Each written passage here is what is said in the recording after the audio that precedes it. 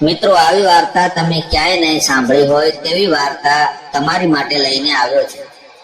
તો મિત્રો, video like અને ચેનલ સબસ્ક્રાઇબ કરી દો. હવે આપણે વાર્તા શરૂ કરીએ. મિત્રો, મારું નામ સગન છે અને ધોરણ 12 માં અભ્યાસ કરું છું. અને મારે હવે દિવાળીની રજાઓ પડી ગઈ હતી, એટલે હવે મારે મિત્રો જોડે ક્રિકેટ રમવા સિવાય કોઈ કામ નહોતું. એક દિવસ મારા ફઈબા મારા ઘરે આવે છે અને તે અમારા ઘરે થોડા દિવસ માટે રહેવા આવ્યા હતા. એટલે મને તેમની વાતથી ખૂબ જ ખુશ હતી. જો તમને મારી ભાઈની ઉંમરની વાત કરું તો તે લગભગ 31 વર્ષના હશે. તે ભરાવદાર શરીર અને કોઈ પણ કપડું તેને સારું લાગતું, કારણ કે તે ગોટાની સાઈઝ પરફેક્ટ હતી. અને હું અવારનવાર ત્યાં જોયા કરતો હતો, એટલે તે સાંતાળીની કોશિશ કરતા હતા. પણ મારા દોસ્તોના તોફાને ચડતો અને હું આરામ કરીને તેને શાંત કરતો હતો. એક દિવસ મારી મમ્મીએ મને કહ્યું, સગન બેટા, હું બજાર જાઉં છું, લાઇટ બિલ ભરી અને જાઉં છું અને મારે સહેલીને મળવાનું છે હોવાથી હું બજારમાં જઈ રહી છું. આવું છું ત્યાં સુધી તું તારી ભાઈનું ધ્યાન રાખજે અને તેને જે જોઈએ તે લાવી આપજો. ઠીક છે. પછી હું મારા રૂમમાં લેસન કરવામાં લાગ્યો. પછી મારા ભાઈએ મને બૂમ મારી, સગન, તારી માટે જમવાનું કાઢ્યું છે, તું આવીને જમી લે. હું બોલ્યો, સારું ભાઈ. પછી મારાથી રૂમમાં ચાલ્યો ગયો અને મિત્રો, હું જમી અને મારા રૂમમાં પાછો લેસન કરવા લાગ્યો. બપોરના 12 ના ટકોરે પછી હું મારા કામ પતાવી અને મોબાઈલ જોતો હતો, ત્યારે મારા ભાઈએ મને ફરીથી બૂમ મારી, સગન, અહીંયા આવતો. હું ગયો તો ભાઈ તો સિલ્ક ગાઉન પહેરી અને મસ્તીથી આરામ કરતા હતા. મને કહ્યું, સગન દીકરા, આજે મારી કમરમાં ખૂબ દુખે છે, તું માલિશ કરી આપને. કહ્યું, હા લાવો ભાઈ, કેમ નહીં, હું તમને માલિશ કરી આપું છું. તેણે મને કોઈ સાધારણ ક્રીમ આપી અને હું બોલ્યો, ભાઈ આ રહેવા દો, હું આયોડેક્સ લગાવી આપું છું. પછી હું આયોડેક્સ મારી ભાઈને લગાવતો હતો. તેમણે મને કહ્યું, સગન, થોડો આરામથી ઉપરના ભાગ ઉપર લગાવ. હું ત્યાં લગાવવા લાગ્યો એટલે મારો હાથ ઠેકાણા અડવા લાગ્યો. તેમના પોચા મને સ્પર્શ થઈ રહ્યા હતા, એટલે હું બરાબર સમજી ગયો હતો કે સગન બેટા, આજે તારે બરાબર મેળ છે.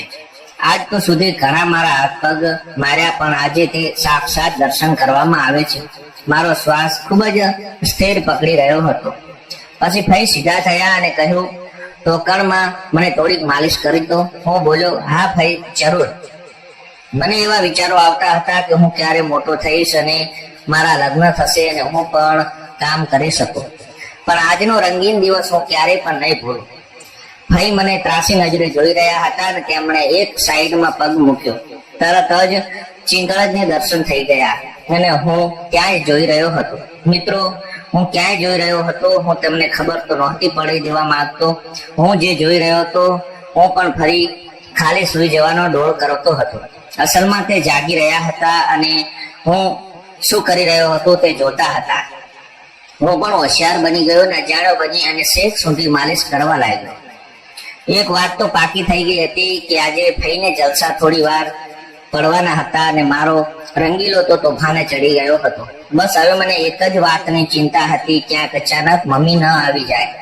એટલે હું ફરીથી દરવાજાની સામે જતો હતો અને હું, સગન, થોડોક હાથ ઉપર લગાવ દીકરા, પછી હું તો કેમ ગભરાવું.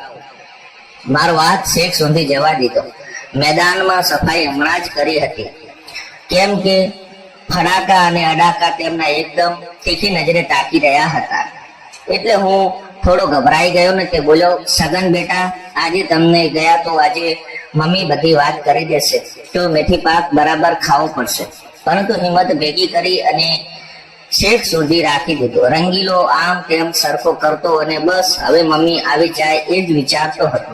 પછી ભાઈએ મને કહ્યું, સગન, હવે તું ચિંતા ના કરીશ અને તારા રંગીલાને મારી અંદર મૂકી દે.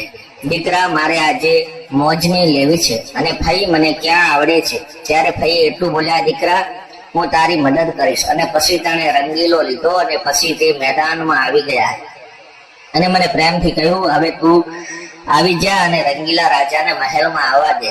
હું જોરદાર પાવરમાં હતો, કેમ કે આજે મેં સાક્ષાત દર્શન કરવામાં આવ્યા હતા અને આ મરદનો દીકરો સગન છું કેમ પાછો પડે. પછી મેં રંગીલાને તૈયાર કર્યો અને તેની હવેલીની રંગીલાને અંદર મૂક્યો. તો ભાઈ બોલ્યા, દીકરા, હવે ધીરે ધીરે વજન આપ. હું પહેલો વહેલો હતો એટલે મારું તરત જ ઠેકાણો પડી ગયું અને હું ઢીલો પડી ગયો. ત્યારે ફરી બોલ્યા, ધીમે બેટા, અટતો અને અંદર દબાવી નાખ. અને અમે બંને ખૂબ જ મસ્તી કરી, એકબીજાની સામે ફૂલ પણ માર્યા. પછી ફઈ બોલ્યા, મેં ફઈને પૂછ્યું, ફઈ હવે કેટલા દિવસ આમ મજા કરાવશો? હું નવો નવો હતો એટલે બોલ્યા. ફઈએ કીધું, રોજ આવી જજે, તારી માટે હું ક્યાં તૈયાર જ છું. મિત્રો, તમને વાર્તા પસંદ આવી હોય તો વિડીયો લાઈક કરો અને ચેનલ સબસ્ક્રાઇબ કરો અને આવી બીજી વાર્તા સાંભળવા માટે અમારી ચેનલના વિડીયો નિહાળો.